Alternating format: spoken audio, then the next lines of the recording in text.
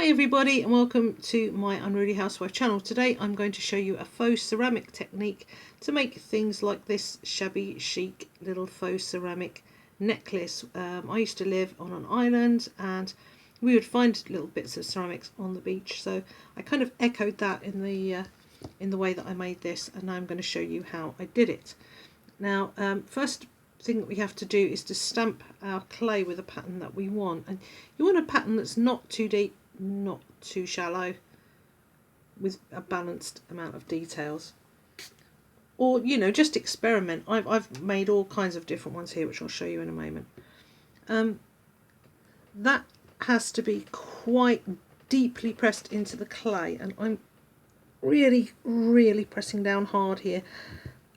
Okay, that's fine, that's done a really good job.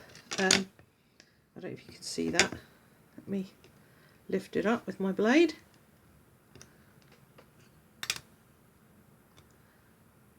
And that's made quite a good job of that, if you can see. One, I've put it on a blue background. You don't have to do that, but we will here. So get that down, and I would try and trim these things down as much as you can, so that when they're together you haven't got too much blue touching too much white. You put the top layer onto the dark layer, you can just gradually go along like that. You don't want to flatten your pattern out, but you do want to make sure there are no air bubbles. And now you have to cut this out, so I've got to find a cutter that fits, and that will fit onto there nicely like that. Now, to use the two colours like this with the backing, I might really have chosen a slightly sharper cutter like one of these, but this isn't. I think this is going to be too big. Yeah, so I'm going to use this one, which is a Cake Boss one, but well, I'll show you what I'm complaining about in a minute.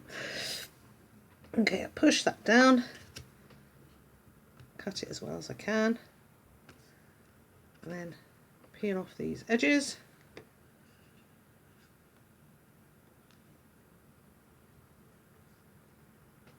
Now, the reason I'm saying I might have liked this to have been sharper was because obviously it has kind of hidden the blue layer a bit, but I'm sure a little bit of sanding once we're done will make that re-emerge. And that's come out really nicely actually. It's quite chunky. This is the thickest setting on my pastel machine, and that is about number 2, I think, the blue layer, so that it's made a nice chunky pendant. If you don't want it that chunky, don't make it that thick. To make a hole in our pendant, I would look for somewhere, if it's not completely square, which it very rarely is in my case, I would look for maybe having the heaviest bit of the pattern down the bottom there. Whoops, the heaviest edge. And where I've gone a bit close to the edge there, I would choose that to put my hole. And you can make a hole using a toothpick, or in this case with a big pendant like this, I like to use a straw. Now, I would take a lot longer than this making it central, but you haven't got all the hours in the day, and just a drinking straw will cut that out. Makes a really nice little size, and there you go, there's your pendant. At this point I would pop your pendant into the oven for 15 minutes. Maybe lay it on some paper so the back doesn't get too shiny. You could texture the back if you wanted with a toothbrush or something. Pop that, oops, don't drop it. Pop that on some paper and stick that in the oven for 15 minutes so that it can get nice and solid, and we can get on with the second part of the process. This is one that's already baked. It hasn't got a back on it. I just quickly made it so that we can use it for our demonstration. And what we're going to do now is we're going to mix up some liquid clay with some dust from some of these. They are soft pastels. Aren't they beautiful? And you can go. I'm going to mix them in with my liquid clay. So remember, we've baked this for 15 minutes, so it's we can lift it up and fiddle around with it. And I'm going to need to use something to scrape this off again with. So I'm thinking maybe I use a dedicated kitchen knife, or by dedicated I mean I don't use it in the kitchen now, I only use it for polymer clay.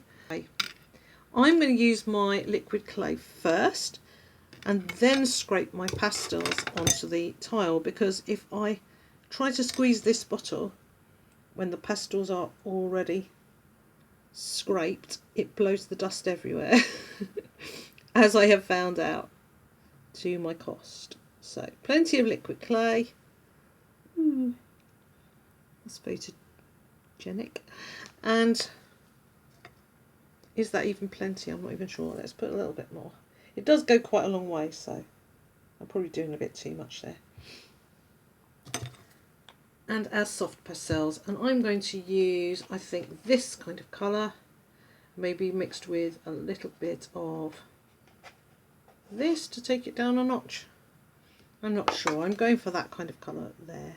You can use any colour, but that's the colour I associate with ceramic things. So I use my craft knife or something to just scrape this and make dust. Plenty of powder there. You don't need much.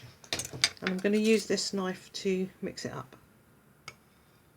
I'm just reading my list while I'm doing this, because make sure I haven't missed anything. No. Now, you'll notice here that you do get some black kind of dots in the liquid clay, and they sort of come out onto your piece, but I think that looks good. I think it looks authentic. There's a kind of a fired look about it that I like. And now I'm going to use the knife to put this on to my piece and just spread it around. If I had got any kind of tissue or anything here that I could use, it would help, but I don't. I'm just going to put this where I can actually see it.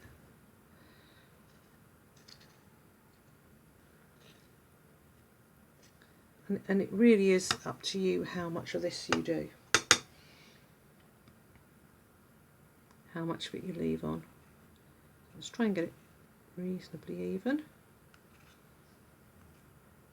Another talk amongst yourselves moment, but claying's like that, isn't it?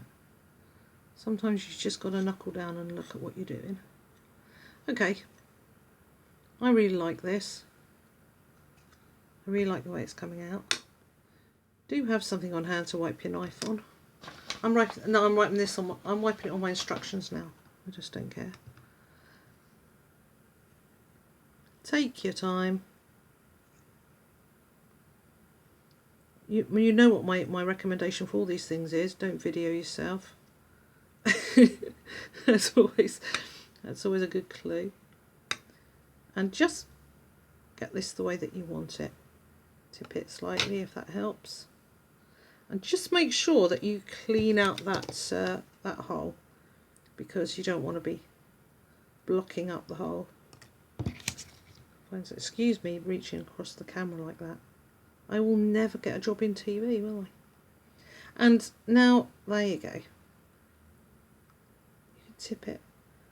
You see that there is how it looks.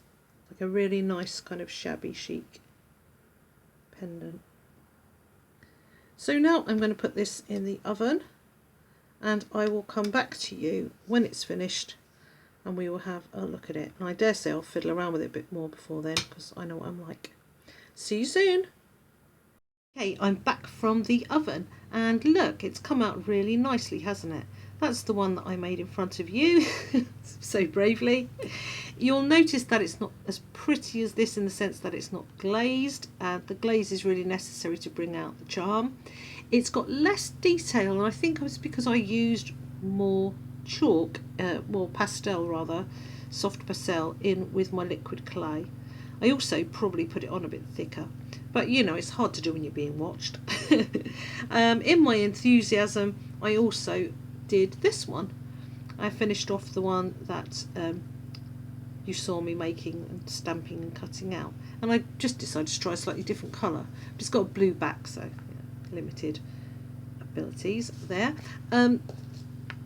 Again, not glazed. Limited abilities, why did I say that? Choices, not abilities, got tons of them. Here's a similar thing that I made a while back. It's an elephant.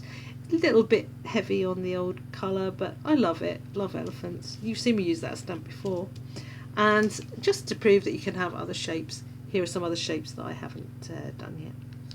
Okay, I hope you enjoyed that tutorial. These will look great when they're glazed, I promise you. And please like, subscribe, leave your comments and questions down below, and let me know if you make these and if they turn out nicely.